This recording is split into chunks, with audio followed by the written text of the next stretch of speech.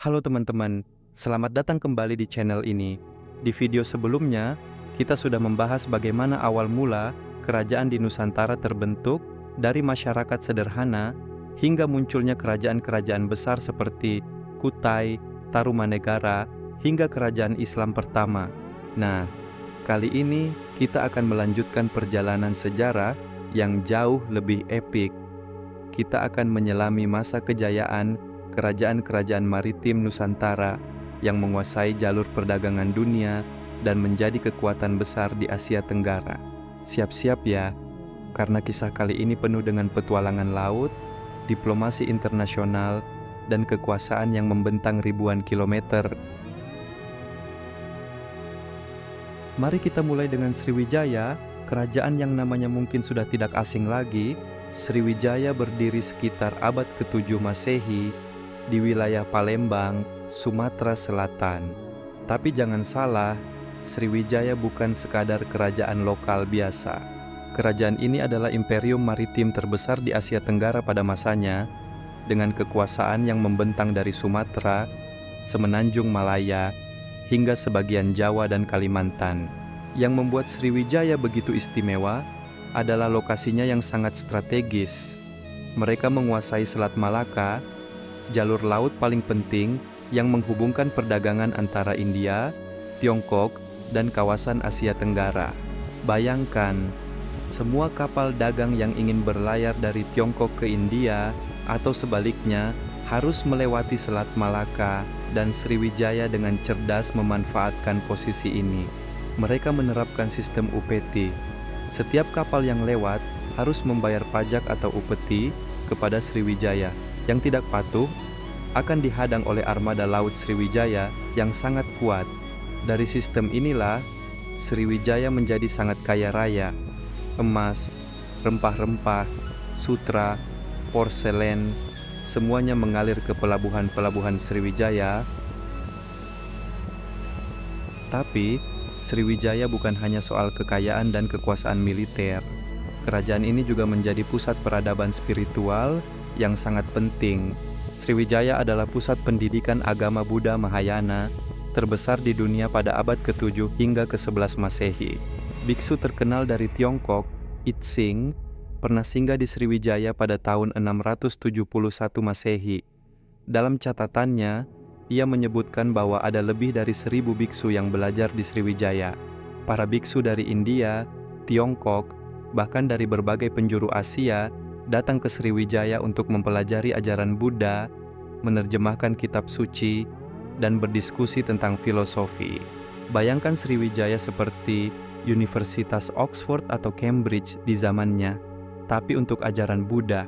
Selain itu, Sriwijaya juga membangun candi-candi megah dan biara-biara besar.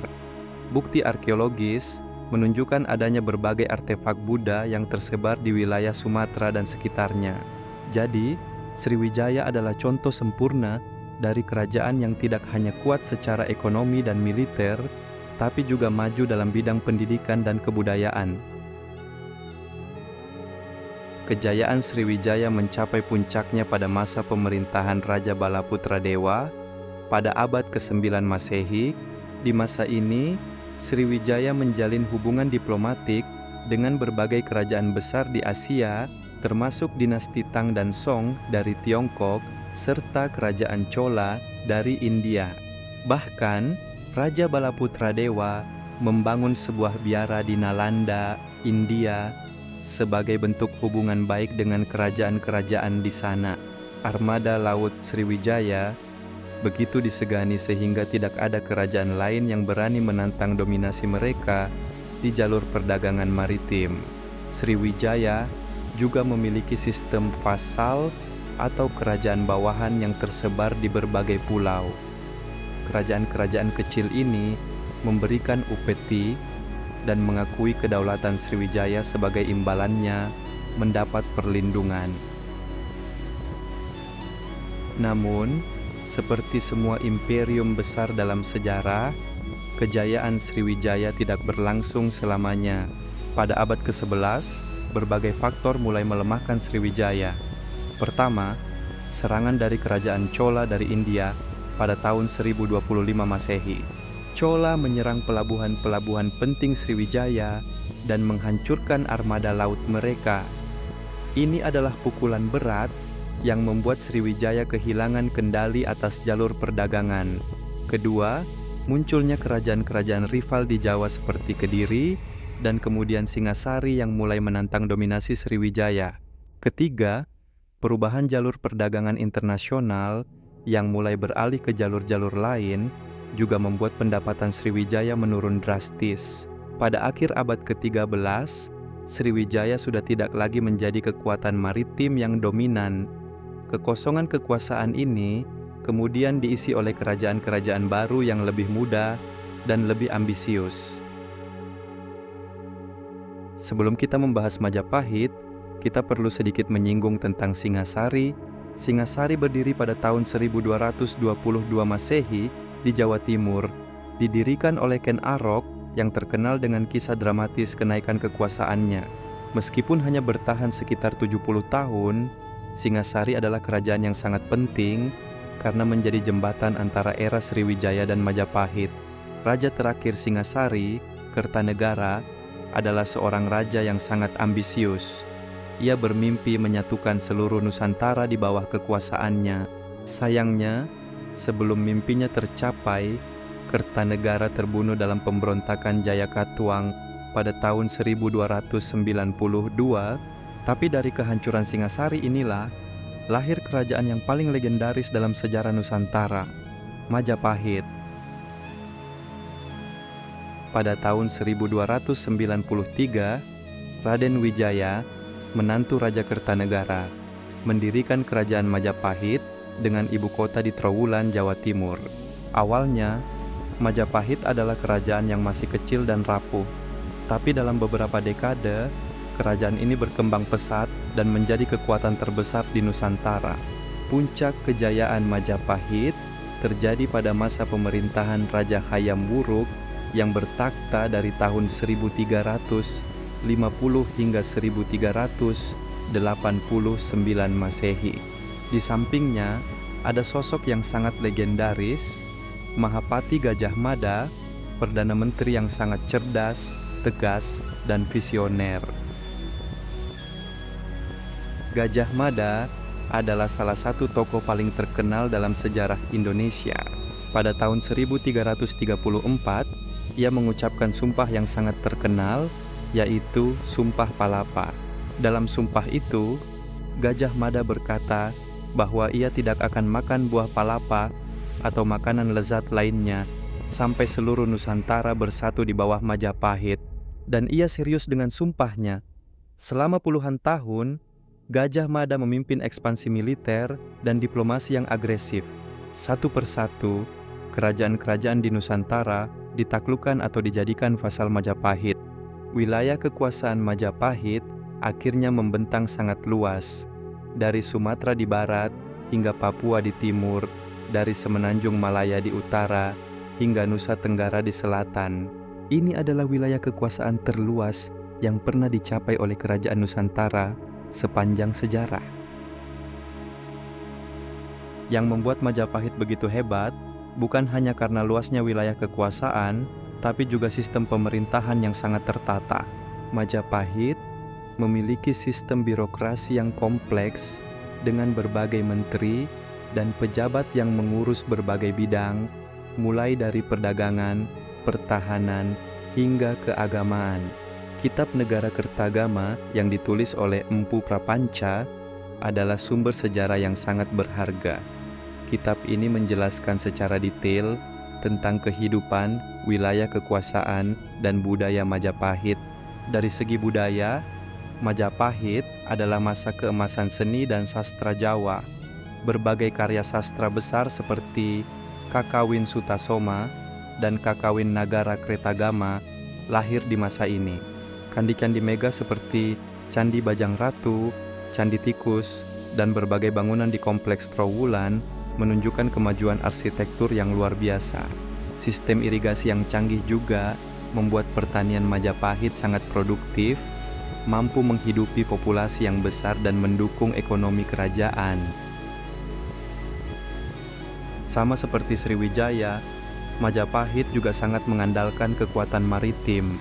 Armada Laut Majapahit sangat kuat dan menguasai jalur-jalur perdagangan penting di Nusantara. Pelabuhan-pelabuhan besar seperti Tuban, Gresik, dan Surabaya menjadi pusat perdagangan internasional yang ramai. Pedagang dari Tiongkok, India, Arab, bahkan Eropa datang ke pelabuhan-pelabuhan Majapahit untuk berdagang rempah-rempah, kain, keramik, dan berbagai komoditas lainnya. Majapahit juga menerapkan sistem pajak yang efektif. Setiap daerah fasal harus membayar UPT dan setiap transaksi perdagangan dikenakan pajak yang menjadi sumber pendapatan utama kerajaan. Setelah melihat kejayaan Sriwijaya dan Majapahit, muncul pertanyaan penting. Mengapa kerajaan-kerajaan maritim Nusantara bisa sekuat itu? Ada beberapa faktor kunci yang membuat mereka begitu dominan. Pertama, kontrol terhadap jalur perdagangan. Nusantara berada di persimpangan jalur perdagangan internasional. Siapa yang menguasai jalur ini, menguasai kekayaan. Kedua, armada laut yang kuat. Baik Sriwijaya maupun Majapahit memiliki armada laut yang sangat disegani. Mereka mampu melindungi wilayah, menjaga jalur perdagangan, dan melakukan ekspansi. Ketiga, diplomasi dan sistem vasal. Alih-alih menguasai secara langsung semua wilayah, mereka menggunakan sistem vasal di mana kerajaan-kerajaan kecil tetap otonom tapi mengakui kedaulatan kerajaan besar. Keempat, toleransi agama dan budaya.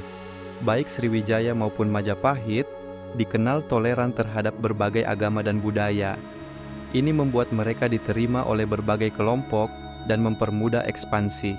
Kelima, kemajuan teknologi maritim. Nenek moyang kita adalah pelaut ulung. Mereka mampu membuat kapal-kapal besar yang bisa berlayar jauh, navigasi yang baik, dan teknik berlayar yang canggih. Kombinasi dari semua faktor inilah yang membuat kerajaan-kerajaan maritim Nusantara menjadi kekuatan besar yang disegani di seluruh Asia Tenggara, bahkan hingga ke India dan Tiongkok. Kejayaan Sriwijaya dan Majapahit meninggalkan warisan yang sangat besar bagi Indonesia modern. Konsep Nusantara yang kita kenal sekarang sebenarnya berakar dari wilayah kekuasaan Majapahit yang sangat luas. Sistem pemerintahan, budaya, seni, sastra, bahkan bahasa yang kita gunakan sekarang banyak dipengaruhi oleh masa kejayaan kerajaan-kerajaan ini. Lebih dari itu, kejayaan mereka membuktikan bahwa nenek moyang kita adalah pelaut ulung, pedagang yang cerdas, dan pembangun peradaban yang hebat. Mereka tidak hanya menunggu peradaban datang dari luar, tapi aktif berinteraksi, berdagang, dan bahkan menjadi pemain utama dalam kancah perdagangan dan politik internasional pada masanya. Jadi teman-teman, kejayaan kerajaan maritim Nusantara seperti Sriwijaya dan Majapahit adalah bagian dari sejarah yang sangat membanggakan. Mereka membuktikan bahwa Indonesia sejak dulu adalah negara maritim yang besar, penguasa lautan, dan pusat peradaban dunia. Tentu saja, seperti semua imperium besar dalam sejarah, kejayaan mereka juga akhirnya berakhir.